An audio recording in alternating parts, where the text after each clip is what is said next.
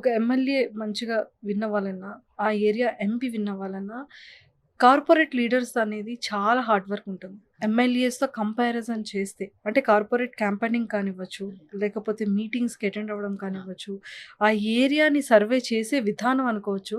చాలా ఎక్కువగా కార్పొరేటర్‌దే ఉంటుంది. అవును. అది మెయిల్ ఆర్ ఫీమేల్ అనేది అగ్రీ. జెండర్‌ని పక్కన పెడితే. అవును. యాస్ ఏ ఒక ఎమ్మెల్యే పోటీస్‌కి కానివ్వచ్చు, ఎంపీ పోటీస్‌కి కానివ్వచ్చు, మీ వంతు ఎలాంటి వర్క్ ఉంటుంది?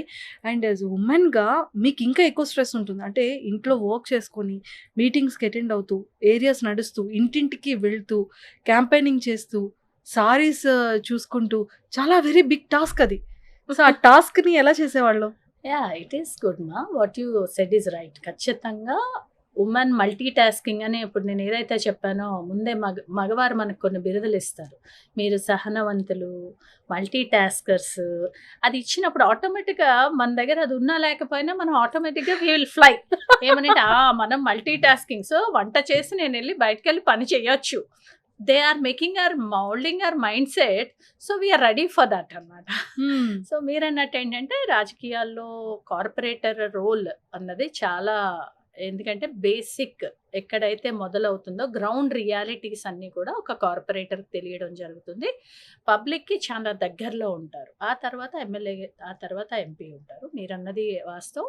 ఆ గ్రౌండ్ రియాలిటీతో ఎప్పుడైతే మనం ప్రజలతో మమేకం అవుతామో sometimes we have good comments, sometimes we have bad comments. ఎందుకంటే కొన్ని పనులు కార్పొరేటర్ చేయాల్సిన బాధ్యత ఏంటి అంటే కార్పొరేషన్‌లో పాలిసీస్‌ని మనం మార్చగలిగి దానికి కావాల్సిన ఫెసిలిటేషన్స్‌లో మనం ఫండ్ ఇప్పించి ఆ వ్యవస్థని మనం సరిగ్గా చేయడం ఒక కార్పొరేటర్ రోల్.